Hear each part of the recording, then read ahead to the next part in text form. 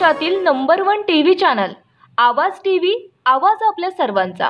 आंबोडे गाव परिसरात 65 वर्षीय व्यक्तीची गळफास घेत आत्महत्या। आंबोडे गाव परिसरात राहणाऱ्या एका 65 वर्षीय व्यक्तीने राहत्या घराच्या बाजूला असलेल्या खोलीत गळफास घेऊन आत्महत्या केली। चिंतामण भावडू बोरसे, वय 65, राहणार आंबोडे, तालुका जिल्हा धुळे असे या व्यक्तीचे नाव आहे। या प्रकरणी धुळे तालुका पोलीस ठाण्यात नोंद करण्यात आली आहे।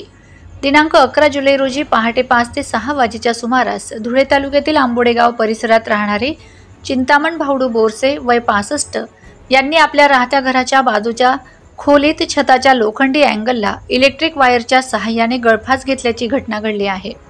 त्यांना जास्त दारू पिण्याचे व्यसन असल्याने त्यांनी दारूच्या नशेत गळफास घेतल्याचे नातेवाईकांनी दिलेल्या फिर्यादीत नमूद करण्यात आले आहे। या प्रकरणी दिनांक 11 जुलै रोजी 10 वाजेच्या सुमारास धुळे तालुका पोलीस ठाण्यात नोंद करण्यात आली आहे। पुढील तपास पोलीस हेड कॉन्स्टेबल पाटील करीत आहेत।